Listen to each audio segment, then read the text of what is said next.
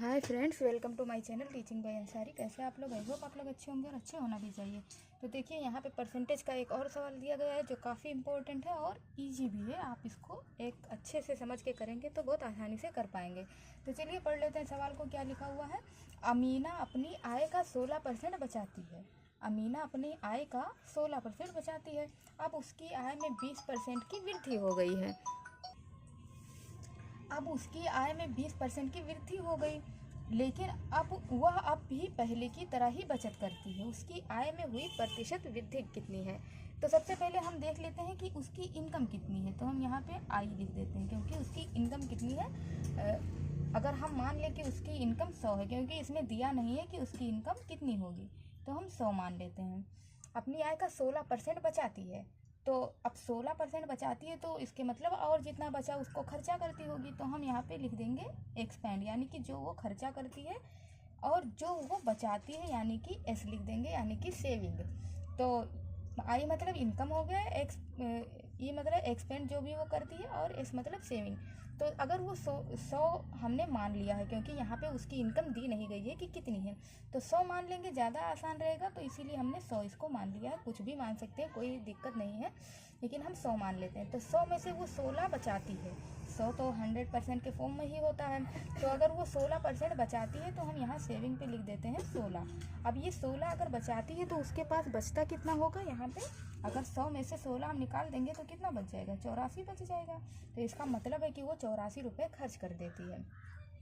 लेकिन अब ये पहला कंडीशन कंप्लीट हुआ। अब सेकंड कंडीशन क्या लिखा हुआ है कि अब उसकी आय में 20% की वृद्धि हो गई।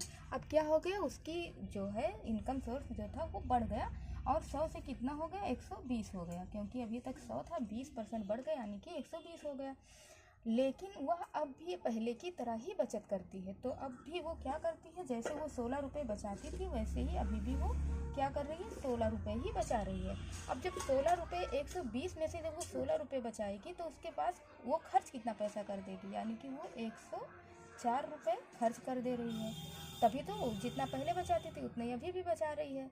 तो अब इसमें पूछा क्या गया है, थर्ड कंडीशन क्या है कि उसकी व्यय में हुई प्रतिशत वृद्धि कितनी है।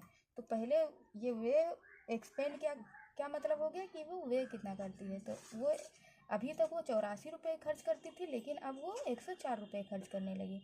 तो हम 104 में से चलिए निकाल देते हैं 84 को। 104 माइनस 84, तो 4 में 4 गया 0, और 10 में 8 गया यानी कि 2। यानी कि वो 20 रुपये ज़्यादा खर्च करने लगी जब से उसकी बढ़ोतरी 20 रुपये की हो गई है ज़्यादा।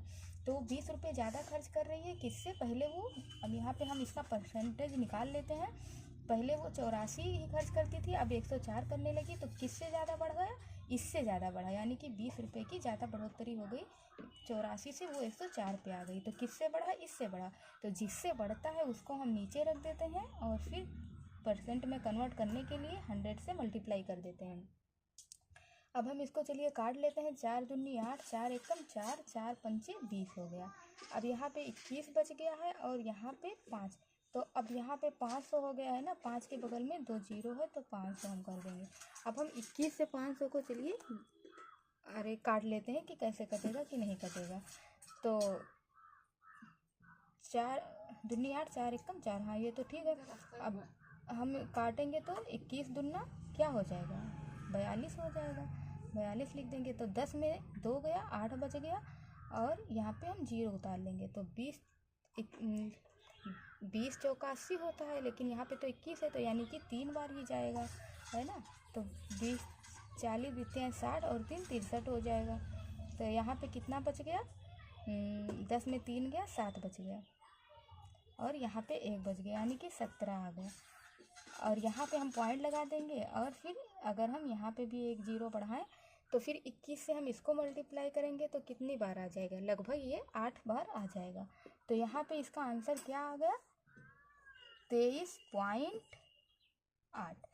इतनी परसेंट की वृद्धि हुई उसकी, किसमें? व्यय में। यानी कि वो जो खर्चा करती है इतना परसेंट वो ज़्यादा खर्चा करने लगी जब से उसकी आय में वृद्धि हो गई। तो आई होप आपको ये वीडियो समझ में आया होगा। Thank you.